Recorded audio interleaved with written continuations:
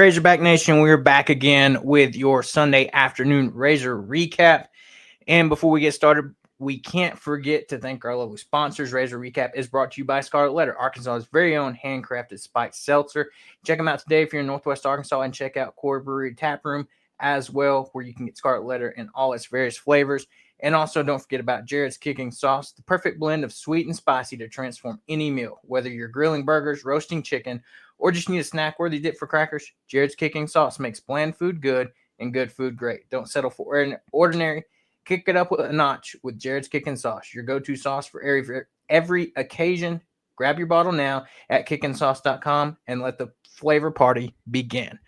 And man, talking about a party, Bud Walton was fantastic yesterday as Arkansas got the win 95-67 over North Carolina A&T.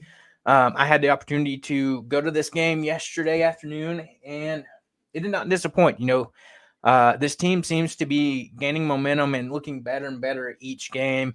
Jonas Adu is looking healthier and healthier each game, and I think that's made a huge difference for Arkansas this season so far, to just have his presence. Unfortunately, that's resulted in a less minutes for Big Z. But, I mean, at the point of, you're winning games and looking better, and, maybe Big Z will find his role later down the line when maybe conference play starts. But another great outing for Arkansas, as you had 6 different players in double digits once again. Great guys playing great minutes. John Calipari talked in his press conference about how he played Adu and Brazil together this game, for a bigger lineup, and really liked what he saw.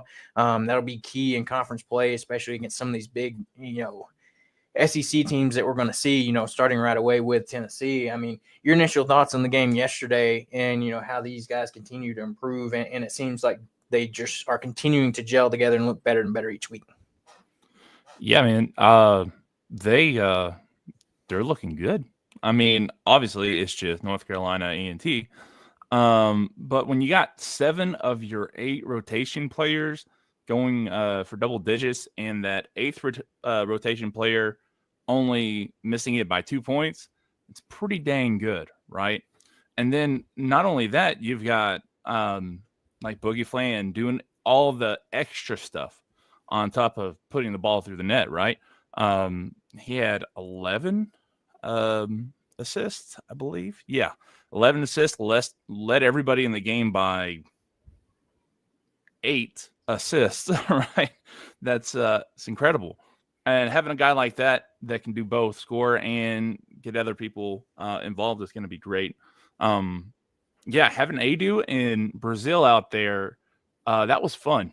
That was really fun to watch, because you've got Brazil who can hit a 3, right?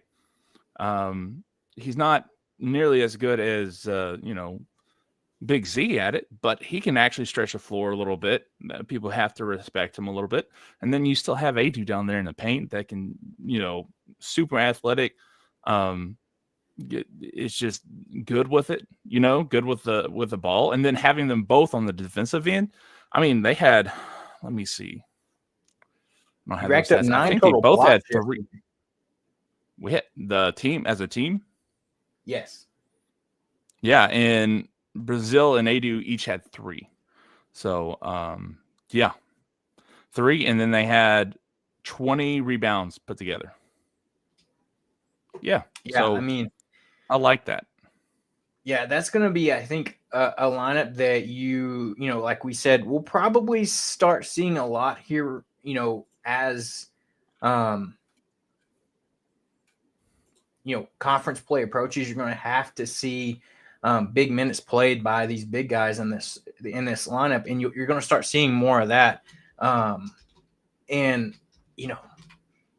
It's like we said, Adu is looking healthier and healthier each game. He looks like he's moving a little bit better, and able to flow and, really break off those pick and roll situations, and, getting a little bit more jump into his step, if you will, because, those first few games back where he was playing decent minutes, little baby bunny hops there. And, now we're starting to see some big time hops and so I'm excited. I don't know if he's necessarily 100% yet, but it seems like he's getting close, and I mean it's getting exciting.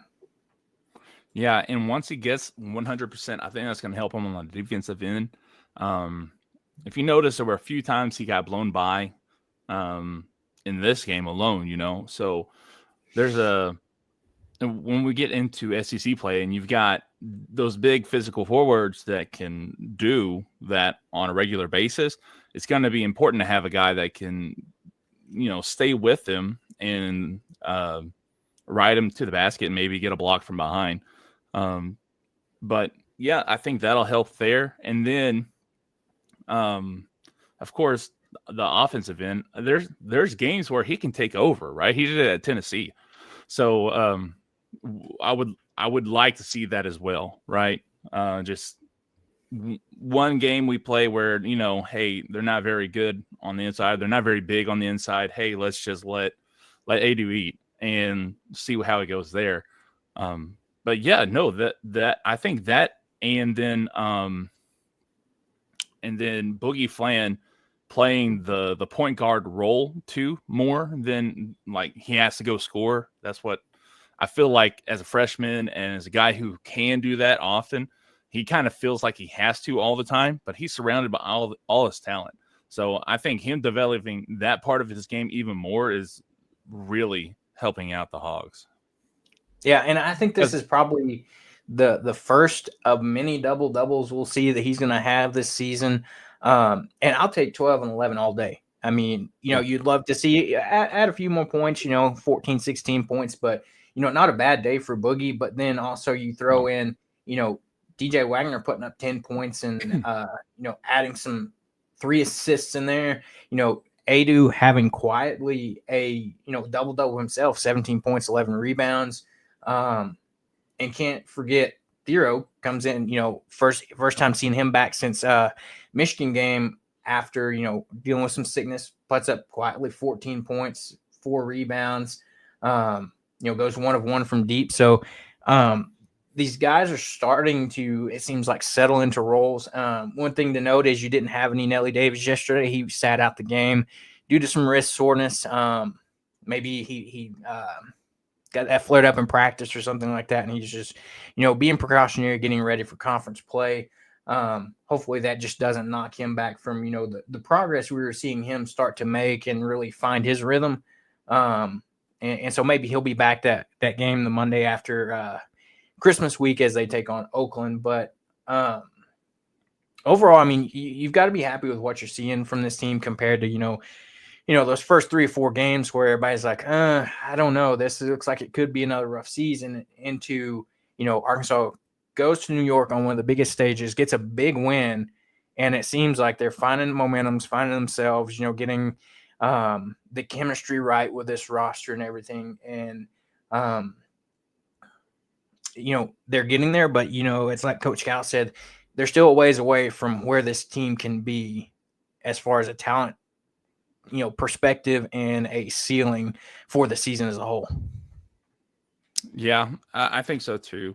Health is a big problem, especially when they have a lineup that's, 9 guys, 8 guys strong. So, we'll see how it goes and see how much injuries do play a role in this season, because one injury could be catastrophic. God forbid if Boogie Flan gets hurt this year and is out for the season. Boy, that's bad, right? Probably it depends on when it. Find some wood to knock on right now. Hey, I'm knocking. Okay, so and it's just like the entire thing. It's just a house of cards. It's built on a few key players and not a whole lot around them to supplement here and there. So yeah, but it kind of makes it exciting, right? Because you see anyone go down hard, you're just kind of like holding your breath, trying to make sure that they get up. So I guess in an entertainment standpoint, that's it's fun. But as for Hog fans and people who will want them to win no matter what, yeah, it's kind of terrifying. Yeah, that makes sense. And it's like Joe says here, Cal made a mistake not taking more players. And I mean, you even heard him hint at that after the Michigan game, talking to the press a little bit, talking about how, he may go reevaluate next year on how many guys he fills out this roster with, just because, they haven't been able to truly scrimmage much in practices. They've only, like he said, scrimmaged, 2-3 times maybe before that Michigan game. And so, with these guys, I think you're seeing the effects of guys being healthy, not only on the court, but they're probably able to scrimmage a little bit more during practice and, really go through some game prep. So, yeah, Joe, that's probably he's realizing it now. And I think next year may see a little bit different approach as he builds his roster. You've got to see who all you're going to lose, because you're probably going to lose a handful of guys, after this season, thinking most likely Boogie. You're losing Jonas Adu and Nelly Davis to eligibility. Billy Richmond, Carter Knox is up in the air as far as whether they may be one and done. Right now, I would say no, but who knows what strides they make the rest of the season. You've already seen a huge improvement from Billy Richmond, good improvement from Carter Knox. And then, you've got Brazil, who knows what he's going to do. So there's a lot of moving pieces there, on top of, you got so far your 3 freshmen signed with Malik Thomas, Darius Acuff, and Isaiah Sealy. Probably another 1 to 2 coming there. And then, whatever he decides to pick up out of the transfer portal. So it's going to be very fluid until we find out, who all goes in the draft. Don't forget about Adu Thero. He's a guy that's potentially playing himself into a lottery pick as well. Yeah, and the thing is, with a team that's as small as it is, you don't really have to worry about the transfer portal as much, because how talented they are and how old they are. They're going either out of eligibility or they're going to the league. And you can count on one hand how many people are coming back that could come back. And we'll just see how, like you said, how the season goes for them. But yeah, I don't really see a whole lot other than maybe Billy Richmond and Carter staying. Yeah, and that just depends. The other one is probably I'd figure Big Z will be back too. Oh, Big Z, yeah, Big Z. So those 3 are probably the ones that I would count on coming back. And I don't think they would go into the transfer portal either, because they've got the whole locker room to themselves. They're the only people coming back. They're still going to have to get 10 more guys, plus however many or minus however many they bring in through recruiting. So they're kind of guys they're the guys that are going to run the show next year. Exactly. So, yeah.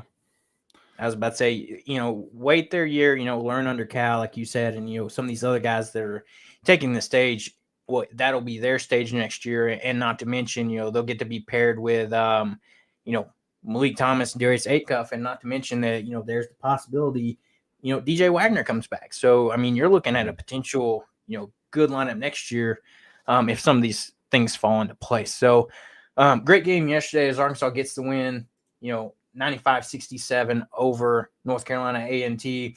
They get a nice 5-day break here, and they'll be back in action Monday, December 30th versus Oakland, that team that knocked Cal out last season, his last year at Kentucky. So, some of these, DJ Wagner, Duthio, Big Z, some of those guys from that Kentucky roster may remember that game. So we'll see how that goes. Final tune-up game, if you will, before conference play begins on the road at Tennessee. With that, we'll transition into coming up this week is Arkansas playing in the Liberty Bowl. I think that's been overshadowed a ton here by, just trying to keep up with the transfer portal and things of that nature.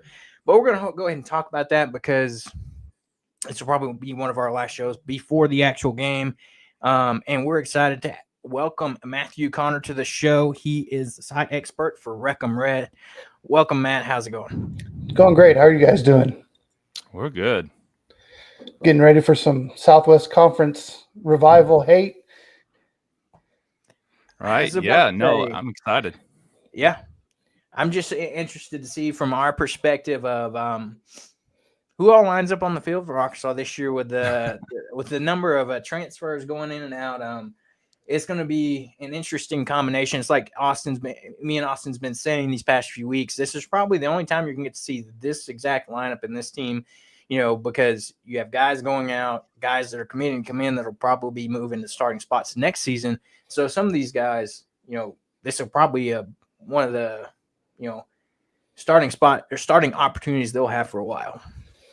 Yeah, it's just kind of the modern era of bowl games these days, isn't it? Yeah. But the thing is, I don't think Texas Tech is really having that problem, are they? Well, to a lesser degree than Arkansas, for sure. Yeah.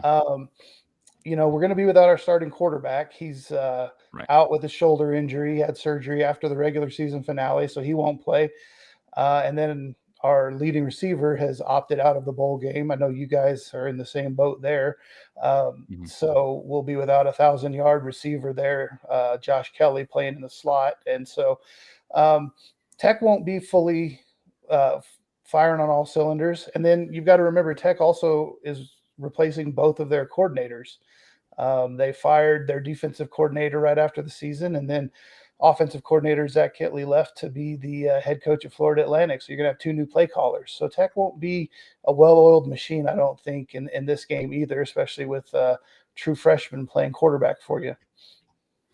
Yeah, who is playing quarterback for you guys? I haven't done a whole lot of research on the game yet. Yeah, so Will Hammond is his name. He was a 4-star recruit coming out of high school in the class of 2024. People in Lubbock are really, really excited about him. This is not your typical run-of-the-mill true freshman. This is supposed to be the next one. We've seen him in limited action this year, and he's looked great, especially for a true freshman.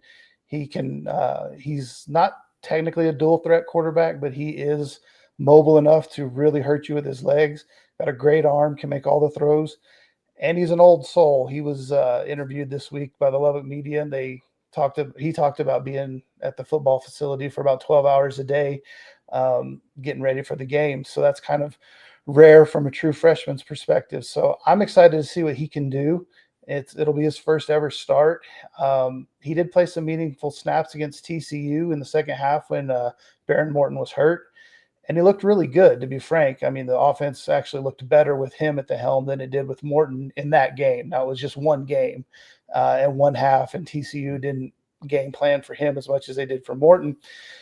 And Hammond did have a critical game-clinching fumble that we lost to lose the game there on the last drive. But I think he's very capable, and I'm really pumped to see what he has to offer. Yeah. That's understandable there, and it's got kind of for Arkansas. It's almost you flip the script a little bit, if you will. You got Taylor Green coming back. Your starting quarterback will be back, but then you're going to have fresh, all new receivers that played in very limited action all season, getting the start there. So a little bit of a flip there. Right now, if you look at the depth chart Arkansas put out this week, you've got Monte Harrison, who is the 30-year-old freshman that had 2 receptions on the season so far.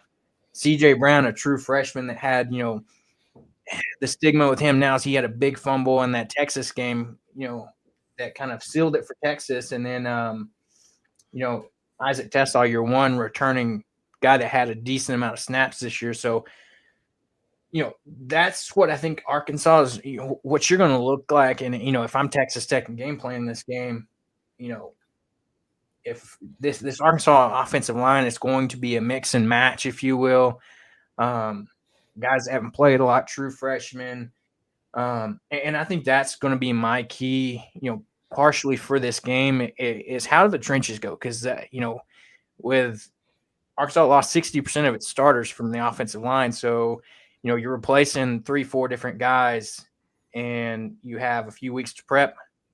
That doesn't make me very comfortable. And I'm just glad Taylor can run like he can, because he's probably going to have to use those legs a ton in this game. Yeah, what's terrifying from a Tech perspective is that earlier this year, Washington State's quarterback John Mateer ran for about 230 yards on the Tech defense. So with Green's legs, that's a scary proposition for Tech fans. Yeah, and I know that is, they were talking about this game a little bit, and I saw where, they did say Tech did rank, last in the Big 12 in defense overall this season. And maybe that's one thing that Arkansas can game plan around is utilizing Talon and his legs. And this kind of feeds into it, and we'll talk about it more here in a little bit. But Josh says, what's the deal with Russell? I think we'd all like to know, but he's a guy that I think will be helpful if he has made his final decision and is going to stay with Arkansas. After entering the portal, withdrawing from the portal, entering again, and then withdrawing again. He's a guy that Arkansas would gladly have back there in the backfield, for the bowl game. Yeah. So, have you seen that? Have you kept up with that, Matthew? The whole thing with Braylen Russell. No, I haven't. I've been so entrenched in Texas Tech's mad shopping spree in the portal that I've been kind of wrapped up in all of that. Yeah. So no, he talented true freshman guy. He's like 6'2", 250-pound running back, right? He's a tank, and he's the one who him and Malachi Singleton, the backup quarterback who transferred out, is now going to Barry Odom in Purdue. Those two really led the last drive to win that game against Tennessee in Fayetteville this year. And earlier this year, or earlier, not last week, but the week before, I guess, some beat reporters started tweeting out that he was leaving, and then another one said, no, he's not. I asked him, and then turns out he left, got in the portal, and the one who said he wasn't leaving DM'd him directly, and he said, no, I'm not leaving. So it started this whole drama, and then like a few hours later, he withdrew his name, so it made everybody look dumb. And then a few days later, he jumped back out, and a couple days later after that, he came back in. So it's just this whole jumping back and forth, and it's a little frustrating, but we also don't have anyone at running back. Our other guy who got a lot of snaps, Rashad Dubinion, jumped in the portal a few days ago. So having him back is going to at least help Arkansas have one aspect of the offense this year, or for this bowl game. They're probably going to have a decent running game. Passing game, I don't know. But, yeah, so how do you think Texas Tech stops a 250-pound running back and then a quarterback who it can just break it loose at any moment? Yeah, the Texas Tech didn't do anything extremely well on defense this year, but if there's one thing that they were relatively representative at doing, it was slowing the run. I wouldn't say that they were a brick wall against the run, but they were better against the run than they were against the pass. They were absolutely dreadful against the pass. I think they might have been worse than all power conference teams against the pass this year. So the key for Texas Tech is going to be its linebacker play. That's the strength of the defense. Jacob Rodriguez is an all Big 12 first-team linebacker, had almost 120 tackles, 5 sacks, 3 forced fumbles this year. Just an amazing football player, instinctual, always around the ball, always looking to create turnovers, jar the ball loose. He's going to be the key there. And then I really expect the speedier linebackers to kind of spy on Green and try and keep him in the pocket and play a heavy box, make him prove that he can beat you with his arm, and make him prove that he's got the rapport with this Green set of receivers, and see if they can win the game that way. And if they can, if Arkansas wins the game throwing the ball, then you tip your hat to them. I was about to say that's been, the theme all year, if you will. In games that Arkansas has really struggled, they've struggled to get a pass game going. And Green is going to be without one of his favorite targets in this game, Andrew Armstrong, who 1,000-yard, led the SEC in receiving, has declared for the NFL draft. It's going to be gone. And that was, consistently his safety valve, if you will. The guy nobody's open. I'm going to get it to Armstrong some way.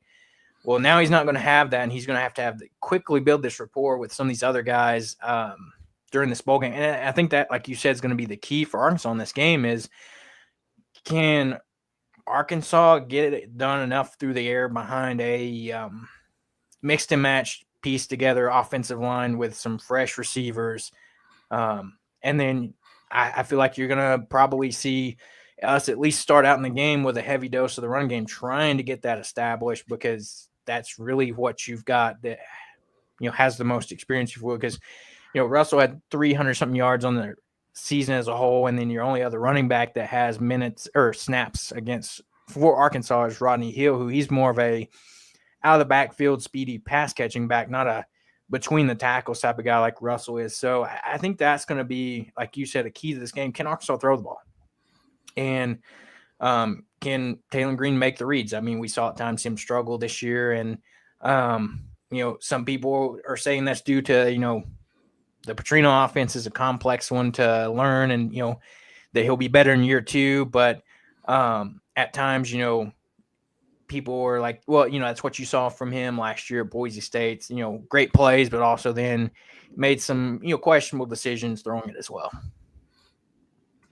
Yeah, one good thing that Arkansas should feel fairly confident about, even with a patchwork offensive line, is that Texas Tech's pass rush is anemic, and that's being kind.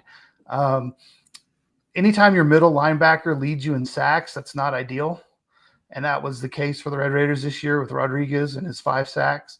The edge rushers just haven't gotten home. They suffered some season-ending injuries early in the season to some key guys, and the replacements just have not been able to generate pressure. So I think if Arkansas can protect the passer, they could have some success, and Green could have some time. And then the Red Raiders secondary is suspect. The corners are and the safeties don't communicate well, and I think that's one of the reasons why DeRuyter got fired. And so that should open up some opportunities for the Razorbacks in the passing game. Yeah, and we have Fernando Carmona, which is left tackle, and then Marion Harris, who's I think he's playing right this year or for this game, and I think he played right most of the year too. So we got those guys coming back. So you might be onto something with that. It's more interior linemen that we're kind of worried about. So yeah, you might have something right there. But on the other hand, I don't know if you want to flip over yet, but I do have a question. How do you think you'll do passing with this new quarterback? You said that whenever he was against New Mexico State, or who was it? This is against TCU. I don't know where I got New Mexico State. But he looked better with those receivers, and even without Kelly, you still got some guys like so what do you think they're going to do against this this secondary that also hasn't been super great? I mean, they haven't been as bad necessarily as Tech's, but you actually got a whole offensive line to protect your quarterback. Well, Tech is going to be without their left tackle that started 6 of the games this year. It was a revolving door at left tackle. So Dalton Merriman started 6 games. He's not going to play. He's in the portal and actually is committed to Houston. So we'll have a freshman left tackle probably starting there.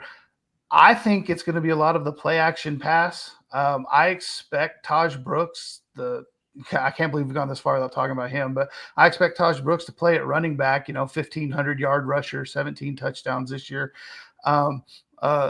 That nothing official has been announced yet, but a local Lubbock media personality released a depth chart on Twitter or X yesterday saying that Brooks was listed as running back 1 on the depth chart. So I'm hoping that he plays, obviously, and thinking that he might. So with that, it's going to be a lot of, I think Arkansas is going to want to kind of play a heavy box as well. And then if you're going to have some man-to-man coverage, one-on-one opportunities for the receivers, Tech's got good outside receivers. They've got some veterans that are going to step in behind Kelly. And I really don't worry about Hammond throwing the ball. He's very polished. He was one of the top passers in the country as a high school senior. And when he played against TCU in the second half, coming into a game that he didn't expect to play in, he was 11 of 15 passing. And he also ran for a touchdown. So I'm excited about what he can do. I'm not worried. And there have been other quarterbacks in recent Tech history when they've had to come in similar situations. It's been kind of giving me nightmares. But with Hammond, it's more of an excitement thing. So I think he's well prepared for this opportunity. Yeah. So, since we're flipping it here a little bit, that's the one thing, with Arkansas and its defense, you haven't lost an absolute ton there. You have a couple guys on your D line that you're going to be without, that most notably Landon Jackson, a guy that he went down in the Missouri game, but ended up declaring for the draft and, was going to be doing prep. We're not going to play in the bowl game. Another key rotational guy, Eric Gregory, the guy that's been around the program, I believe 6 years, declaring for the draft and not going to be there. But you've got coming back, one of your key guys is going to be your defensive tackle, Cam Ball, guy that already announced he's coming back, is going to be a key for this defense next year. But then you also have, your experienced linebacker, Xavier Sword. I think those two guys are going to be key pieces to this bowl game with a lot of youth playing around them. Other guys playing on that D line. You've got Quincy Rhodes, who's a sophomore for Arkansas. You've got a couple of freshmen, redshirt freshmen, and that guys that are going to be plugged in and getting their first opportunity. They say a lot of bowl games are preps for next season as well, and so you're going to see a lot of these guys kind of. We've got some guys committed on the defense side of the ball, but you're going to see a lot of guys that they're probably expecting a lot of contribution from next year, and you're going to get your first look at them. So, as far as in the secondary, Arkansas is going to be having a lot of seniors play, so not too heavily hit there as far as transfers, if you will. You have a lot of guys that played a lot of snaps this year. That's the one area that, as far as guys that played them a lot, I'm not too worried about. But Arkansas did struggle in the secondary this year, especially. I think the biggest game was, Ole Miss. They figured out the way to slice and dice this secondary. And, as far as the passing game, that's the tape I'm looking at, see how to attack the secondary and what they did. But other than that, I mean, it's going to be an interesting combination of guys on defense as well. A lot of experience in the back end. Danico Slaughter, a guy that grad transferred over from Tennessee. Hudson Clark, a guy that's a redshirt senior, been around for a while. Keon Stewart, a guy that he's another redshirt senior that's been around a while and played, different, contributions in different games. I mean, what do you think from that perspective there, Austin? Yeah. So you kind of talked about it a second ago. Arkansas plays a lot of man, but that's because they blitz a lot. Travis Williams is probably one of the most aggressive defensive coordinators in the country, if not the most aggressive in the country. And I think last year, I don't think it was bad this year, but last year they had, what was it, like 55 snaps of cover zero where they just blitzed like 8 people. Yeah, so they like to get after you. Now, it hasn't really translated necessarily into sacks, but there's a lot of pressure that comes with it. And I imagine with a freshman quarterback, as talented as he is, that's probably the game plan, is to just get to him quick, hand in his face, not necessarily sack him, but at least make him have to think on his feet, throw on the run, stuff like that. So if they do end up going a lot of play action pass, I think that's probably, like you said, the best bet, especially with a guy as talented as Brooks. I mean, 5,500 or 1,500 yards, that's crazy. I don't even know what was he ranked this year among everybody else. I mean, he was, I believe he was second overall in the Big 12 because he missed one game. So that was actually in 11 games. He did that. Golly. Yeah, 286 carries, I believe. So they feed him early and often. And I wouldn't expect that to be any different. But, going back to the offensive line for just a second, that's really the weakness of the Tech offense is the offensive line. That's why they brought in 3 high-profile transfers in this recruiting cycle. For instance, when we played Colorado, Tech got sacked 7 times, and that really cost them the game. So if you can put pressure on that offensive line, it'll fold. Unfortunately, it's a smaller offensive line. It just doesn't have the size that a lot of SEC offensive lines would have that you guys are used to seeing. And it's one that's had a lot of kind of patchwork elements to it because of injuries and just poor play. So that's definitely the weak point, and I would expect Arkansas to really try and stress that. I was about to say, two of the bigger – go ahead, Austin. Oh, well, I was going to say that they not only do they like to blitz on passing downs, they really like to run blitz. So they'll do twists and stunts like that. So I imagine they're just trying to make life extremely complicated for that offensive line. If that's the case, I imagine that's what he'll do. He'll just trying to ruin their day. that's probably his only game plan. I was about to say, and that was what I was going to say too. Is, I mean, you saw Arkansas, on top of a high blitz and rush rate this year, they would have the pressure there. But the one thing that Arkansas really couldn't convert on this year was sacks. They could not, they would be, just a second late getting the quarterback before, balls out. So then, you don't want to risk penalty. But, a couple guys that you'll be seeing up front for this Arkansas team, luckily, like you mentioned, size being a, potential factor there. Camball, Kiwi Rose for Arkansas, both guys, Camball 6'5", 324, and Kiwi Rose 6'3", 314 at the defensive tackle spot. So, got some size there that Arkansas will be using. But, that's oh, yeah. And, I mean, if we want to talk about Landon Jackson, you pretty much have his clone right behind him in Quincy Rhodes. He's like 6'4", 250, 270 pounds, something like that. So he's the exact same build, exact same skill set as Jackson. He's just not as refined as Jackson was. So I'm excited to see what he can do against this Texas Tech offensive line that apparently isn't super great at protecting the quarterback. So well, and then you talk about size out of all these guys. Redshirt freshman Ian Giffard 6'5", 388. Wow. Yeah, he a big guy. And then we're getting what's his name, McCroy, offensive tackle from Oregon, who's like 475, 6'8", 475. Yeah. So we got some big old boys coming. That's SEC size for you. You need that in that conference for sure. Yeah, the big thing that, I'm concerned about too, flipping back real quick, I had this thought a while ago with the Arkansas offensive line. The one thing that me and Austin were talking about a few weeks ago was it's going to be crucial. I think you're going to have somebody brand new playing center for Arkansas because Arkansas lost both its starting and backup centers to the transfer portal.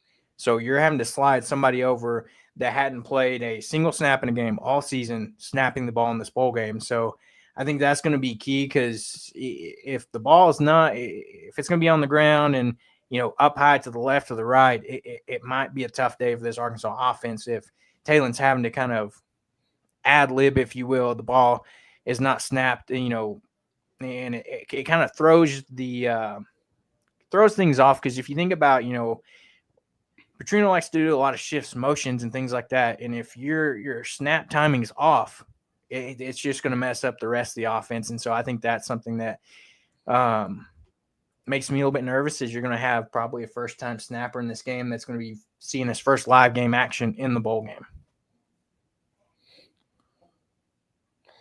I think that the Red Raiders are pretty solid at defensive tackle. We've got three seniors that kind of rotate through, Quincy Ledet being the primary one there. And again, stopping the run hasn't been as big of an issue, but I think that some of that's also because teams just realize, hey, we can throw it on them. Why not just throw it? Let's just do what they can't stop. But yeah, I think that, with bowl games, that's the X factor, right? I mean, whose depth is going to come through? And then the other X factor to me is which team is more motivated and excited to be there. That's been the case in a few of Tech's bowl games recently against other SEC teams like Mississippi State when we played against Mike Leach a couple years ago. His team had no desire to be there, and Tech blew them out. And then same thing happened with Ole Miss. They had no desire to play Tech a couple years ago, and Tech beat them by 3 scores. And so which team gets off the bus 2 days after Christmas and is excited to be in a mid-tier bowl in a stadium that's half torn down. You never know what the crowd's going to be like. So I'm interested to see which team can really bring the energy, and which coach can get his team ready to play. Yeah. That's going to be the key factor, especially from just an outside perspective of some of the interviews you see. These guys seem excited, but like you said, once post Christmas, you're there, you're getting off the bus, ready to go. Yeah, which team's going to be most excited to, like you say, play in a under construction stadium in a bowl game that's Arkansas frequents quite often, that some Arkansas fans are like, can we go to a different bowl, please?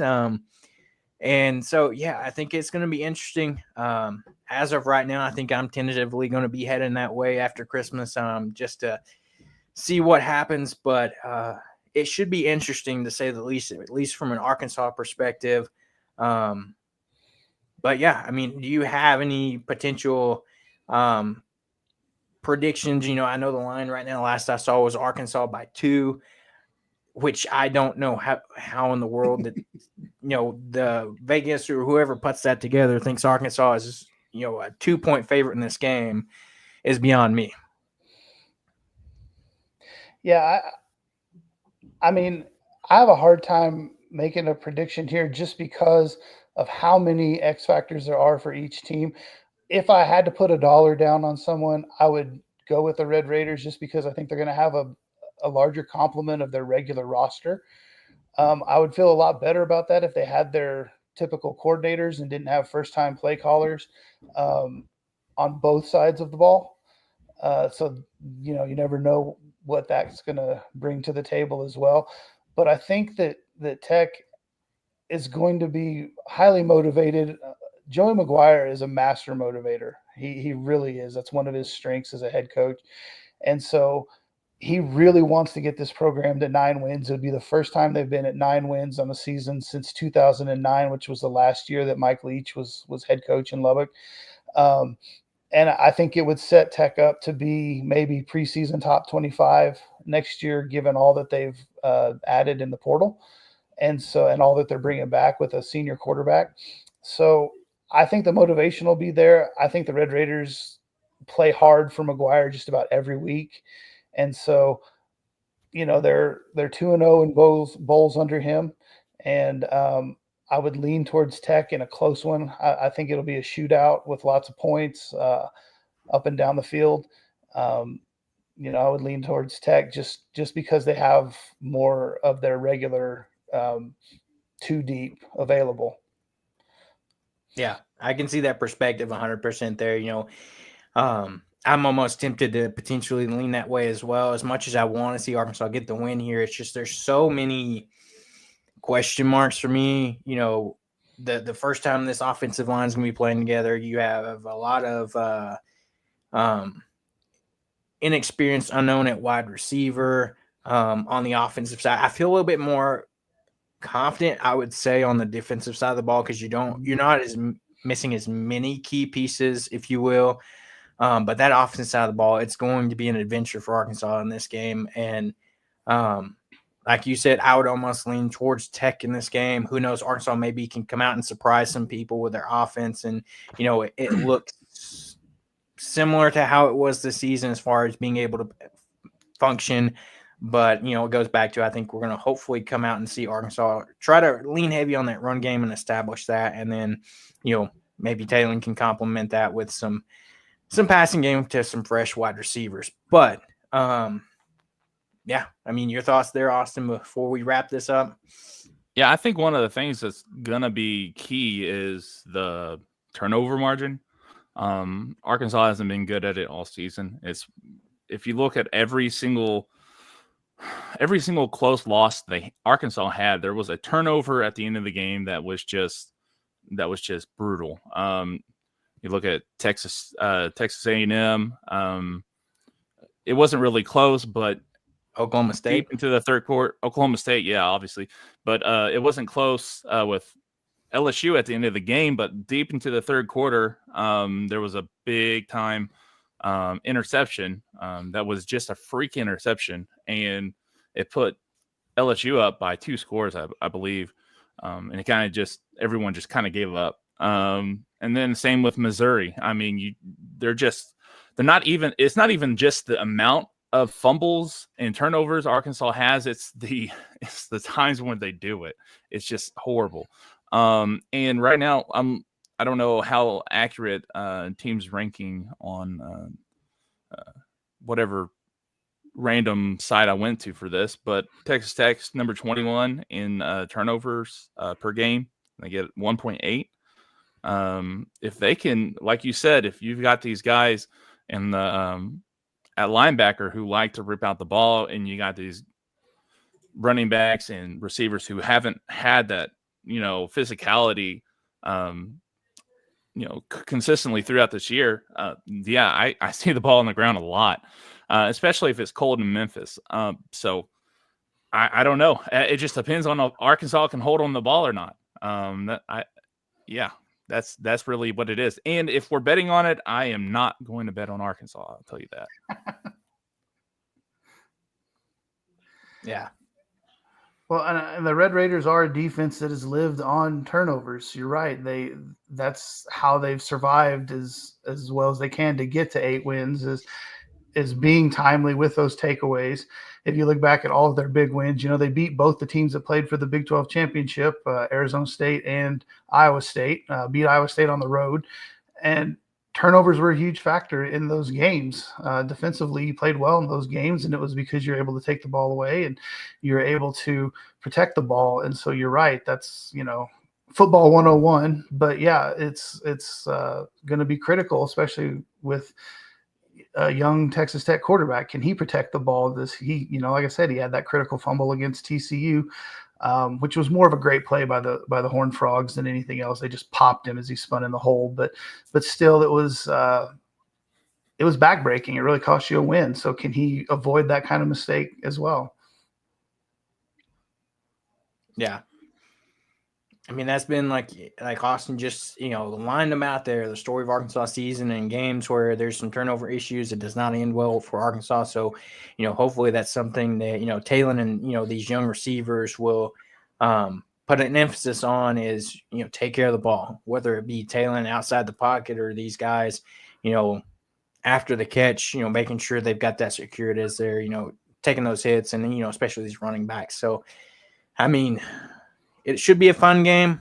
Probably a chilly one down in Memphis. The last forecast I saw, there was a chance of some rain as well. So could be, good old-fashioned, ground and pound slugfest game. If it's, a lot of rain, cold, that ball is going to be hard as a rock and slippery. So could be turning into a very interesting game to watch.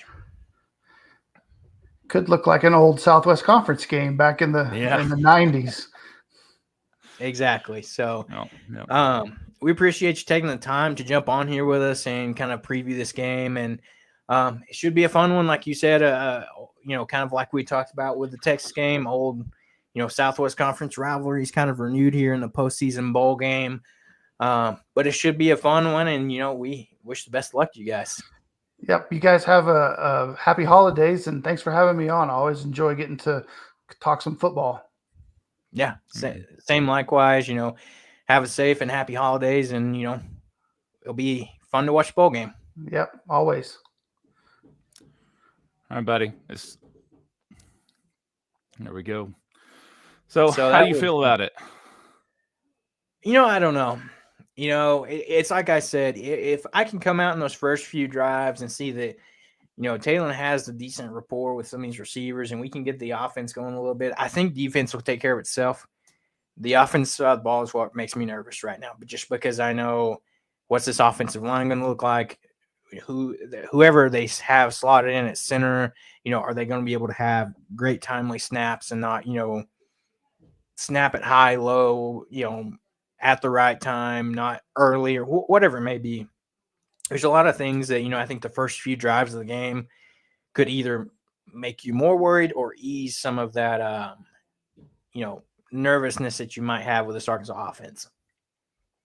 Yeah, I think as far as athletes go, I think Arkansas probably still has the edge. But the experience part is what I'm worrying about, especially at key positions like center. That's going to be rough. So we'll see. I think on defense, that'll probably be Arkansas's best bet. Have it low scoring. If they can keep it under, if they can keep Tech under 20 points,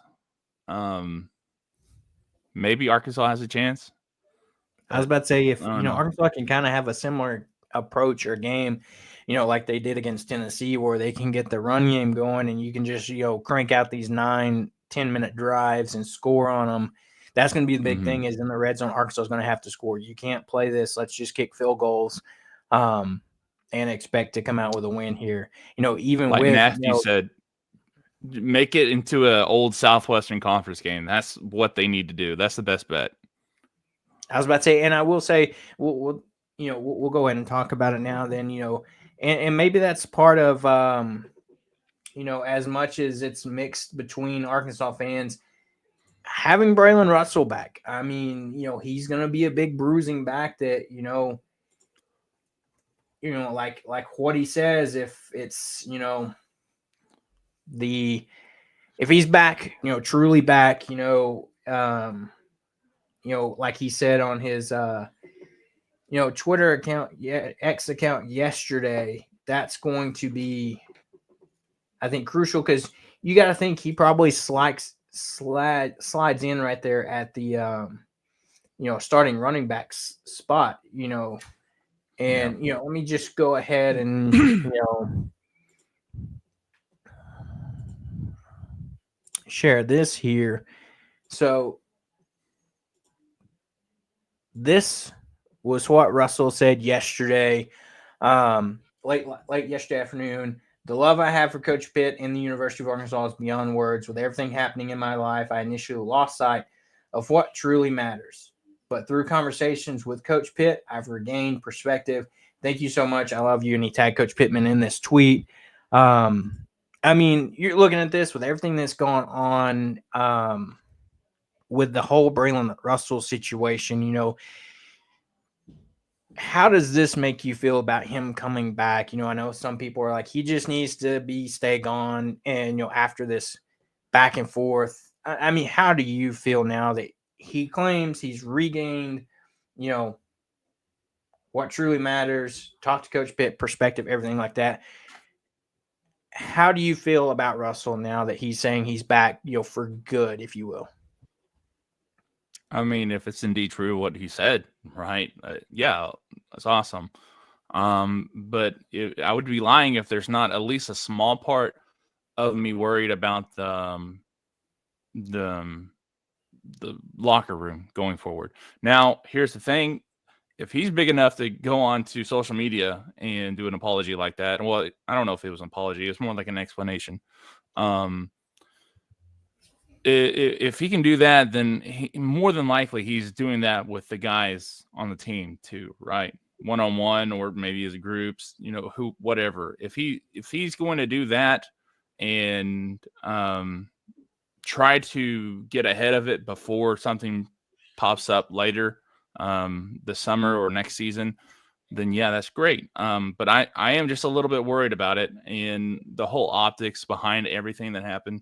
It sucks. But the thing is, for this game, if we're talking about this game, it's a super big blessing because Arkansas had no one. They had a couple guys. They had you had Rodney Hill and Tyrell Reed. That was about it. Yeah. And a converted linebacker in Juju Pope.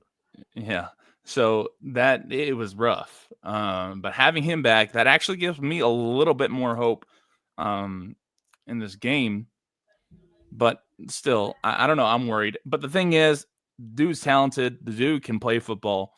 And if he can go out there and perform and he doesn't cause trouble in the locker room, I'm glad to have him back.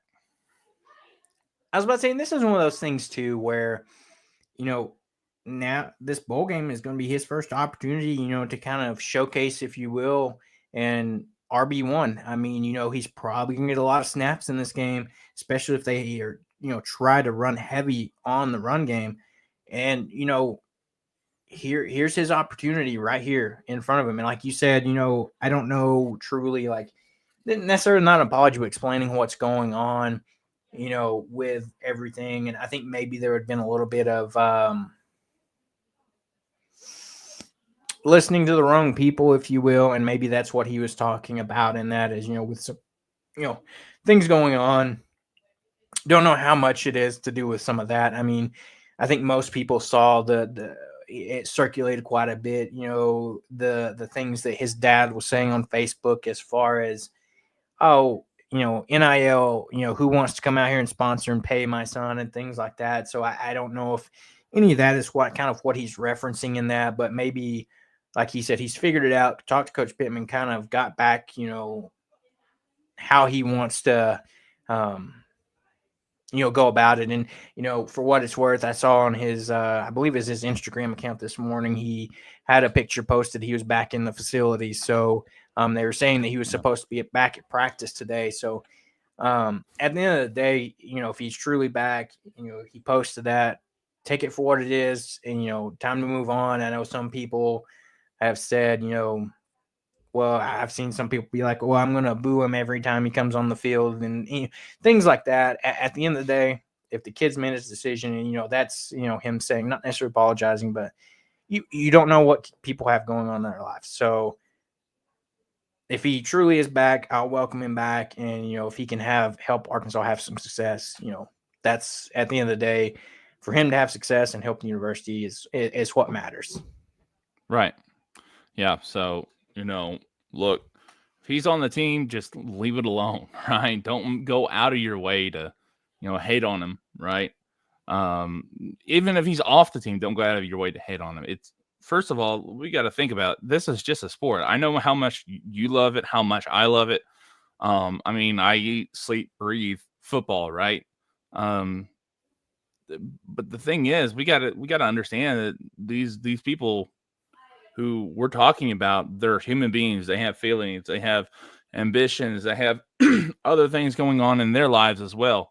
So you don't know. And just, you can be mad about it, voice your opinion on it, but don't go after them, right? Just leave them alone. And social media makes it too easy because, the whole Hawgs Twitter, Almasonic, thing, that is funny because that never happens anymore. You have this veil keeping you in anonymity on X or on Facebook or whatever, and you don't actually got to go tell anybody face to face, and it gives people a false sense of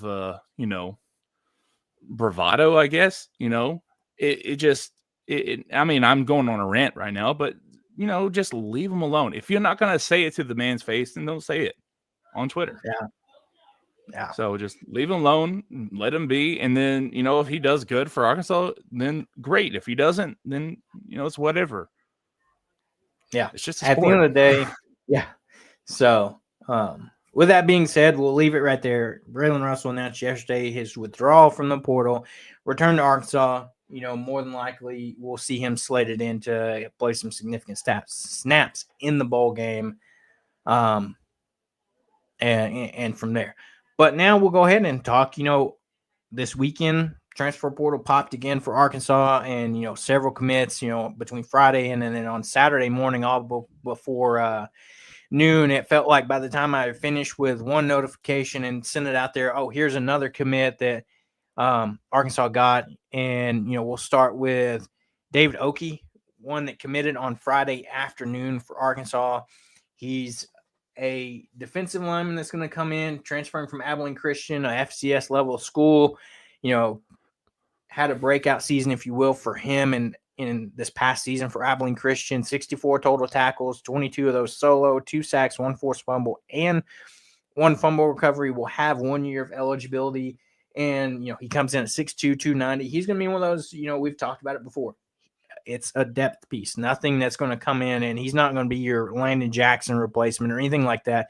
He's going to come in and be able to, give you some minutes on that D line. And that's what you're going to want to see because, you'd like to be, 6, 7, 8 deep on this D line where you can just continually roll in fresh bodies And he's coming in, and he did have some notable offers from it's not just us giving this FCS guy a chance. He chose Arkansas over teams like USC, Texas Tech, North Carolina.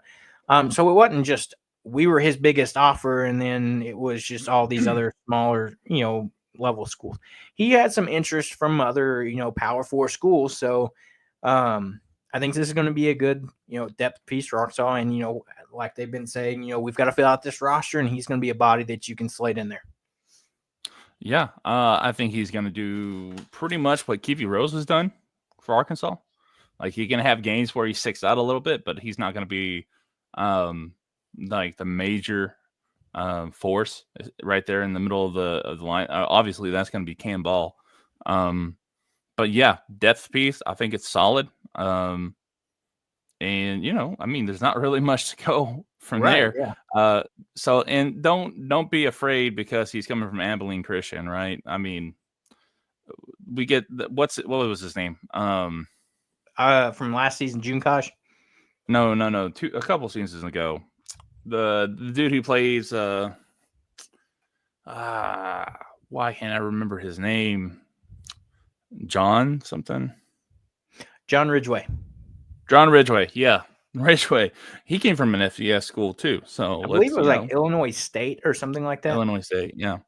So I would, don't put this guy away. We're saying that he's going to be a depth piece, but maybe, who knows? He might come out and win the starting spot. But I don't see that right now. I see him. He's only 6'2", 290. So we'll see if he can bulk up this summer too, and get a little bit of weight on him. If not, he'll probably be more like a Kiwi Rose type of player. Yeah, 100% there. As we keep going, Saturday when all the action started, it got started with Mike Washington from New Mexico State, running back. Had 157 carries on the season for 725 yards and 8 touchdowns. He did split time with another back at New Mexico State, so that's why he only has 725 yards and 8 touchdowns. But he comes in 6'2", 215. Before, and he announced his commitment before the official Braylen Russell coming back. So he's another bigger back that you have coming in, and I think this is probably going to see with Russell coming back the only other running back you're going to go out and get. So now you have the combination of now Braylen Russell, Mike Washington, Rodney Hill, Tyrell Reed, guys that can be your change of pace out of the backfield backs, and then you got Mike Washington and Russell that you can kind of maybe use as a two-headed back by committee type scenario next year. But he's a guy that his best game on the season was against Western Kentucky. He carried the ball 19 times, 152 yards and 2 touchdowns. Before playing at New Mexico State, he played at Buffalo, where he rushed for 1,100 yards and 10 touchdowns on the ground. Was originally committed to Utah on December 15th, but he visited Arkansas and decided to flip to Arkansas. So I think this is going to be another guy that you probably needed. We were saying beforehand, needed a couple running backs, but now he looks like the one that you go out and get. Arkansas didn't get the Texas State transfer Mahadi. He ended up going to Arizona. But, with Russell coming back and now getting Mike Washington, I think you're probably set next season for your running back room. Oh, yeah, they're set. I don't think they bring anyone else unless there's just someone that pops in there that they just can't not go after, something like that. But I don't see that happening. With the guy from New Mexico, he was another smaller guy. He had this guy who had 2,800 yards the past 2 years, right? Or something like that. Yeah. Yeah. So, we're getting a bigger guy, not necessarily as much production out of him. But like you said, he split time. But here's the thing that I take away, and it has nothing to do with the player itself, is that, like you said, he was originally committed to Utah.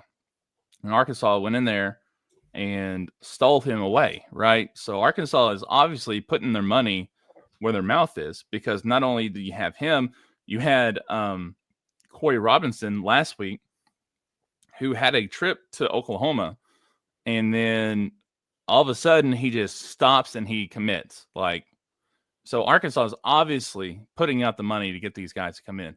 Now they've missed on a few. They missed on Law, which forgot his first name now, but the Alabama receiver went to Kentucky, and that Idaho State guy, the FCS guy who had an insane season, he went to, where did he go?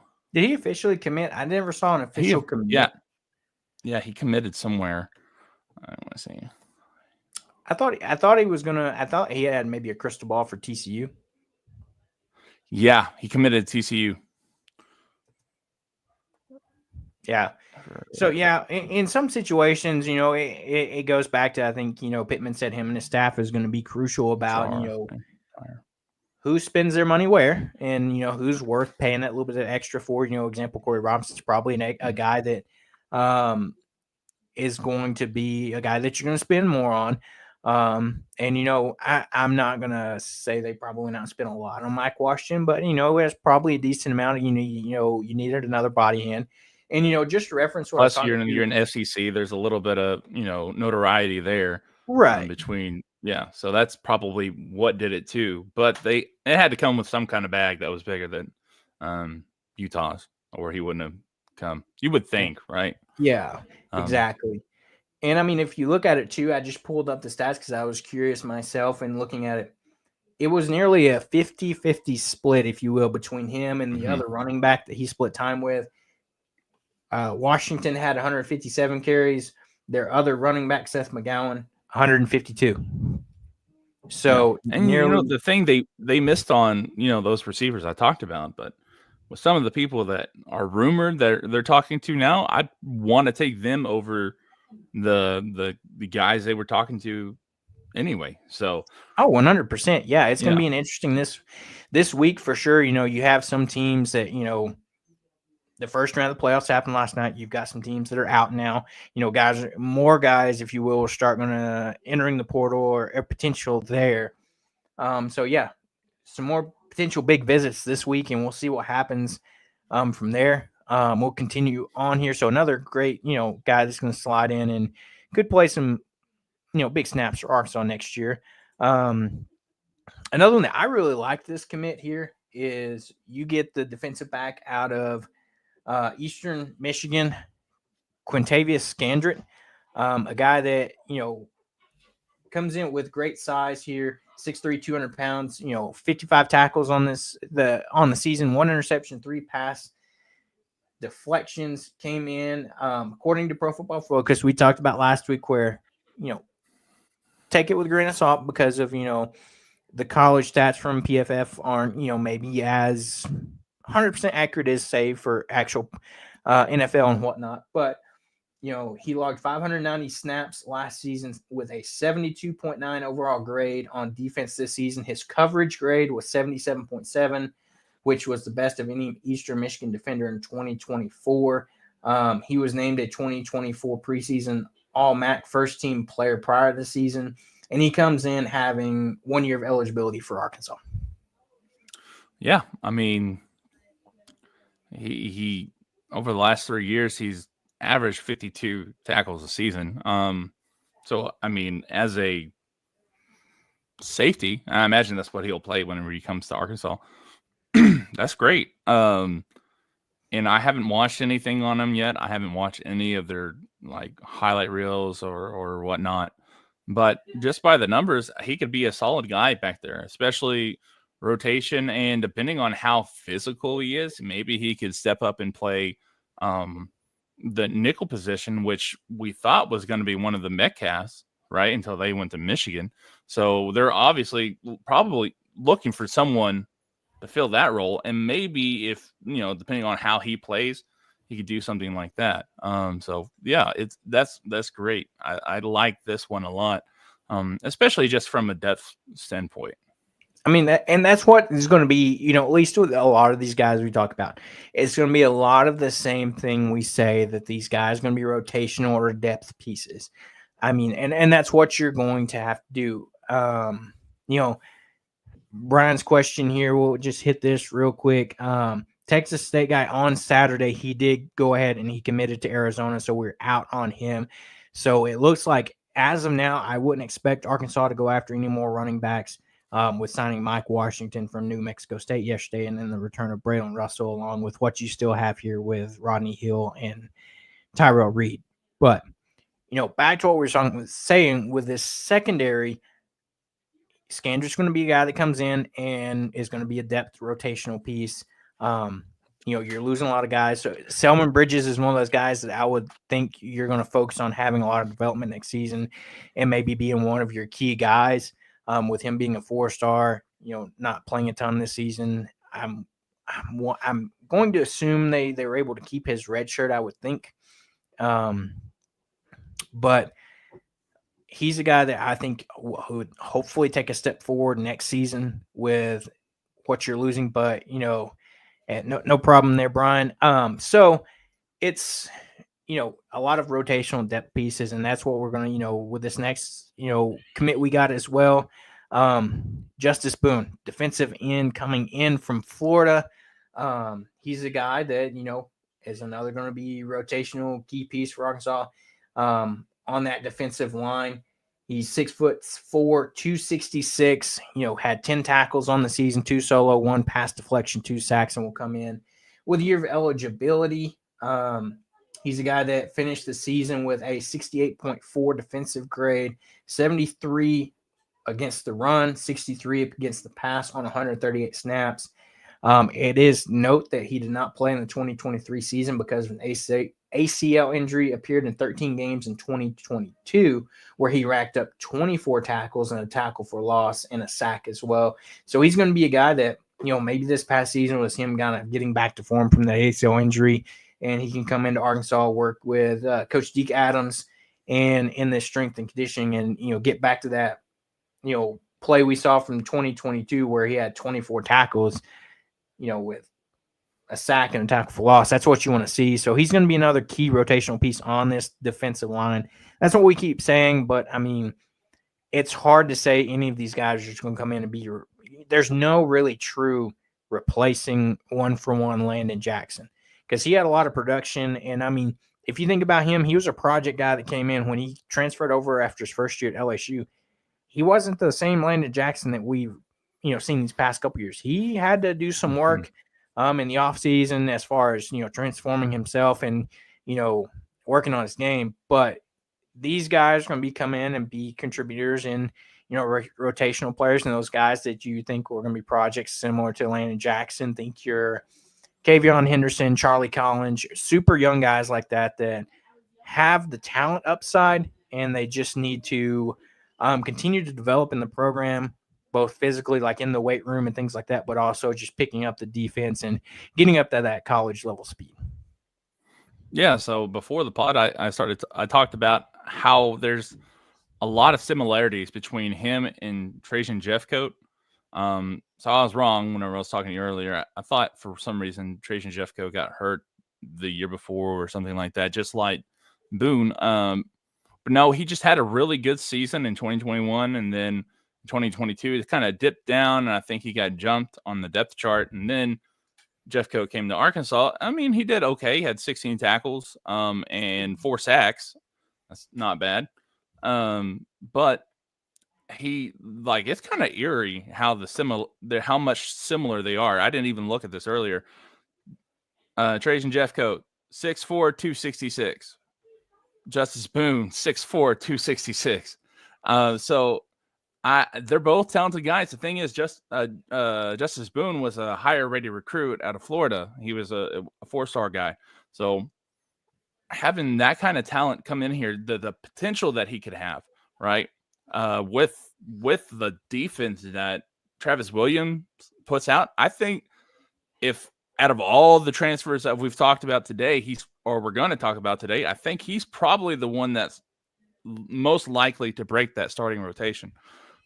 Just if he can still, get past the injury, mentally, physically, all that stuff, and get out there and play like he can, I feel like he could have that Trajan Jeffcoat type of comeback, if you will, at Arkansas. And thing is, I think 1, 2. So he'll have 2 years of eligibility. If he goes back and he gets that, or 3 years of eligibility. Yeah, 2 years of eligibility if he gets the medical red shirt. So we'll see how that works. That's going to be the key as far as eligibility. I think that right now they've reported just, I think, one right now because he was a junior. But like you said, if he can go out and get that medical and, maybe apply, that could change some things. But I mean, to your point, this is a guy that almost, you're not saying he's going to be that level of kind of transfer that you're going to get because you're not going to run across those every day. But think of a guy, that we saw a few years ago, I'm blanking on the name, linebacker that transferred over from Alabama. Drew Sanders.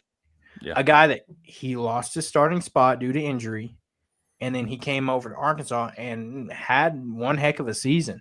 Not saying that's going to be exactly what Justice Boone is going to do, but there's that potential. He got injured. I'm sure he may be, over that time of recovery, even though you're deemed healthy to play, it still takes a little bit to get your form back, recovering, especially from an ACL.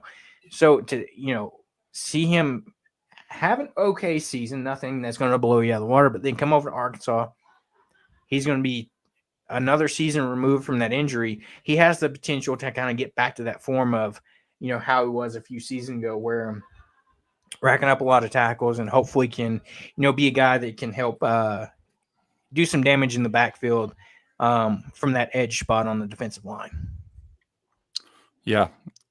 I think exactly the same. And, we'll see. And he could kind of be a dud, like, I don't want to say he's a dud necessarily because, they do a lot of stuff, off the stat sheet. But Anton Jukaj was supposed to come in here and be incredible, and he just kind of wasn't.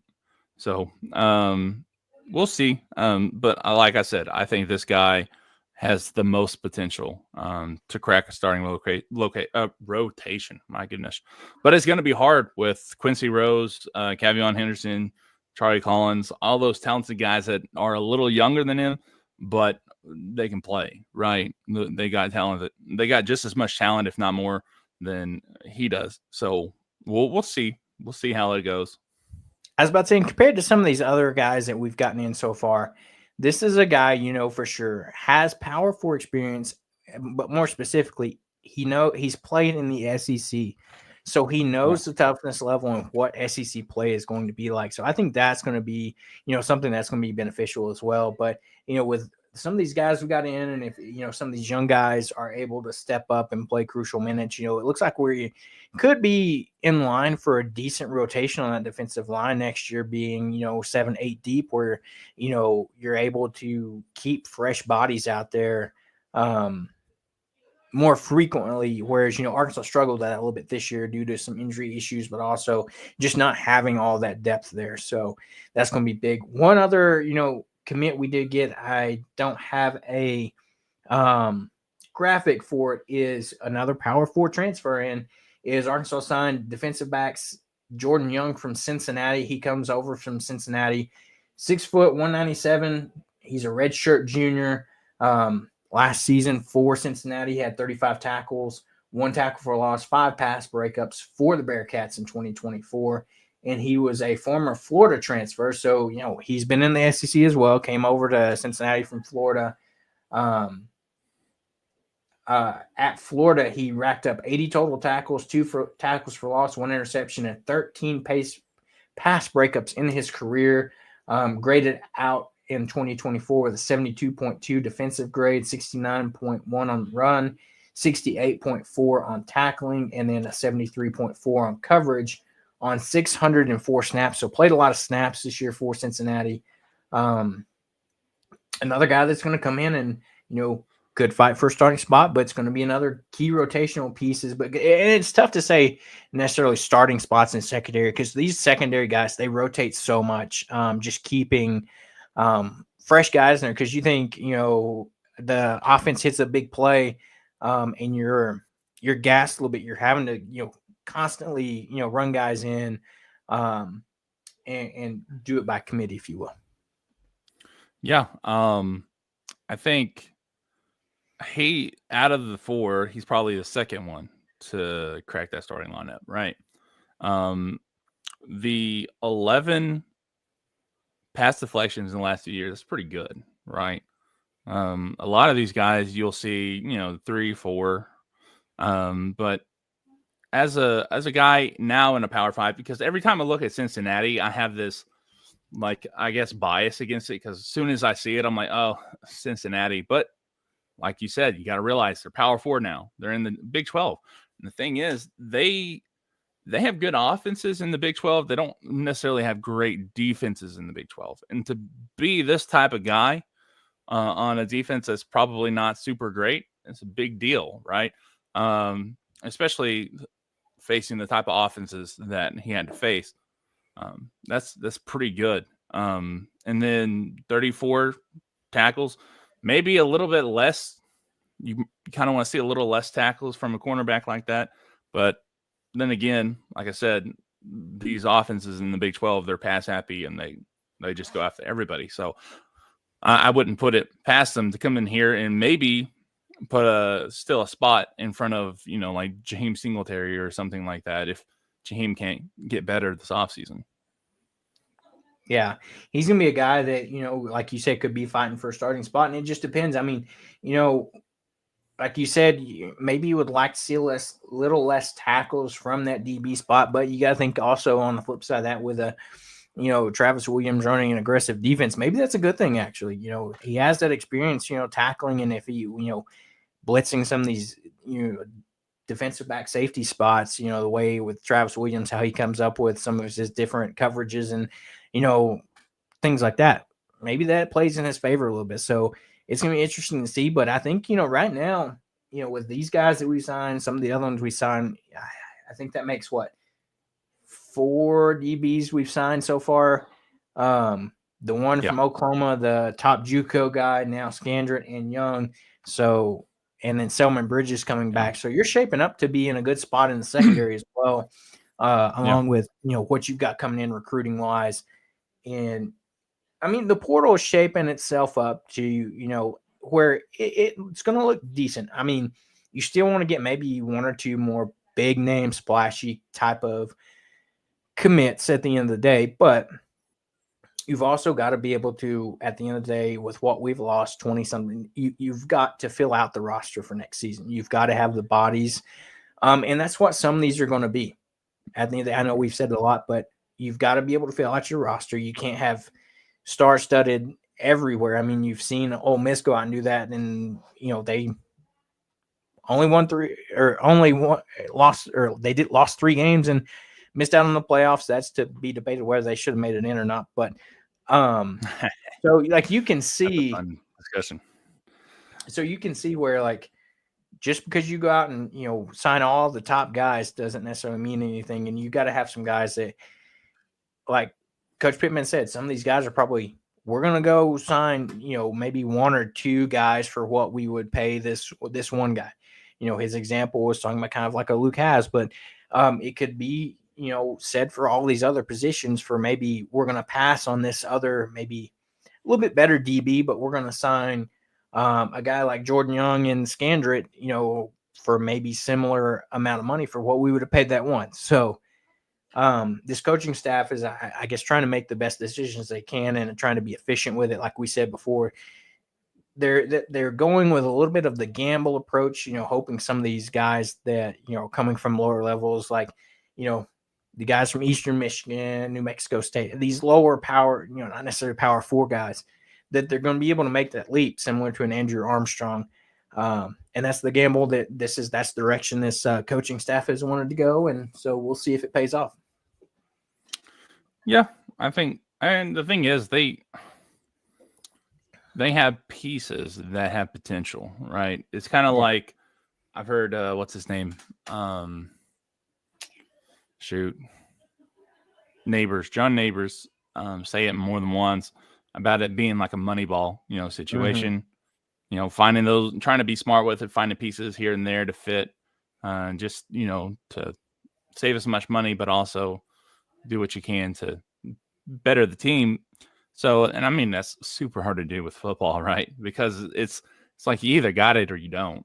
Right. So And you look we'll at it see. too, maybe some of these guys playing at the small level, maybe they just were either under recruited or, didn't go somewhere, they maybe went to a smaller level high school where there's not that much media attention and, they're actually a really good player, but just never got the opportunity to be recruited at the higher level.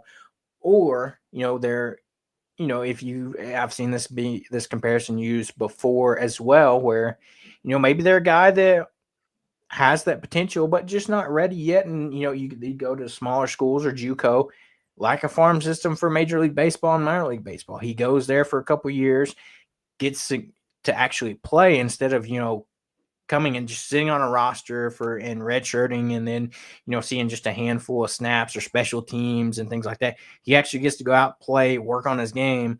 And then, if you will, he gets quote unquote called up to the big leagues to play in the Power Four in the SEC. And, can he translate what he's done to that next level? Dude, I'm telling you, after that that lawsuit with what's his name, Johnny Manziel Light, for Vandy, that lawsuit with that lawsuit is, I'm telling you what, JUCO football is about to get really good, because that's what's going to happen. These guys who aren't the 4 and 5 star guys, they're going to start going to JUCOs, and they're going to retain all that eligibility. And then they're going to go to JUCOs and play on top of that. So they're going to get all this playing time, all this extra stuff, 2 years of it, playing against guys that are much better than they played in high school. Then they're going to come into the college level, the actual college level, and retain all 4 years and a red shirt, right? It's incredible. Like, I mean, people can be mad at it, but the thing is, it doesn't make sense.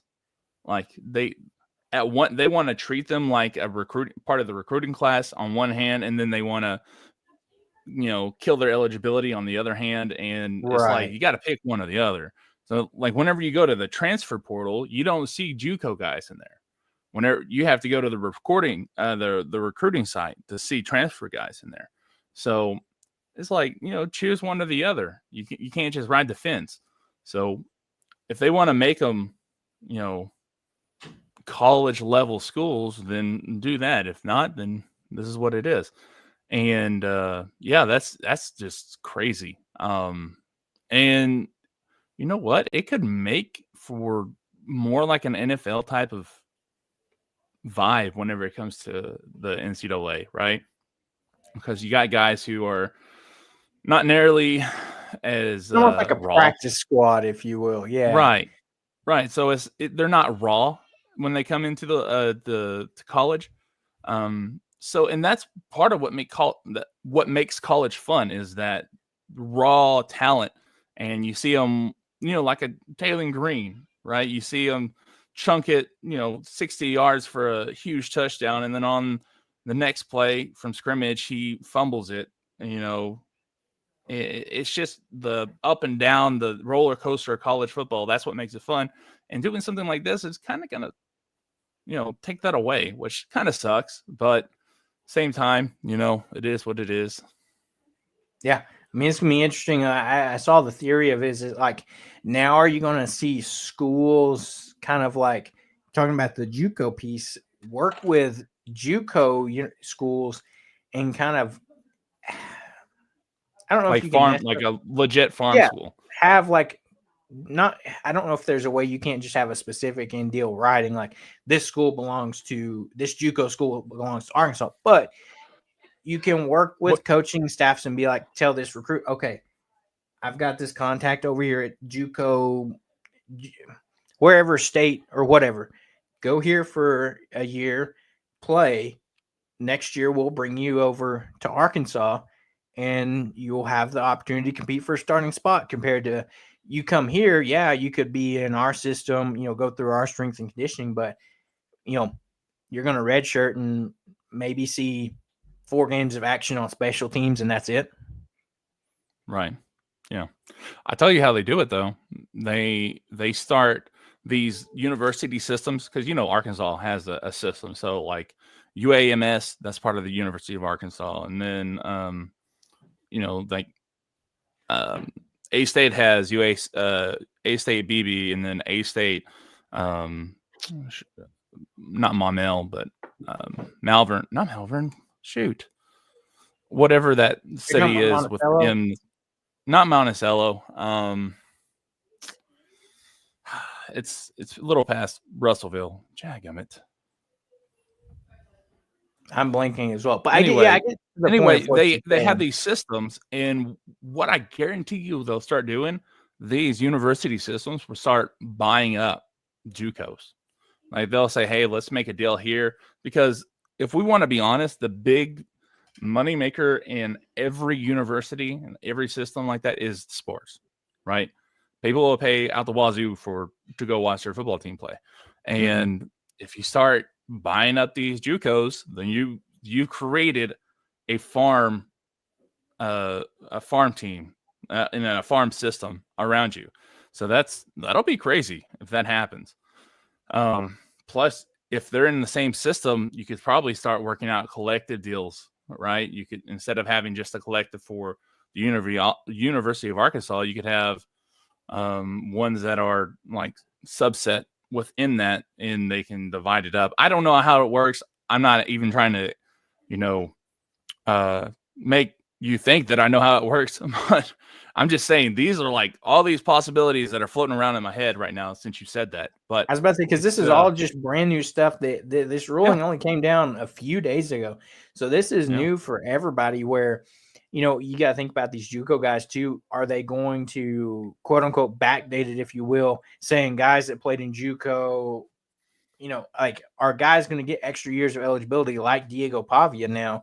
Or like, Arkansas has a couple of JUCO guys on their roster that would be out of eligibility, but I don't know if they're going to, allow guys, that had played, say if you were in JUCO back to 2022, you can erase those years off your eligibility and you get another year or two or whatever.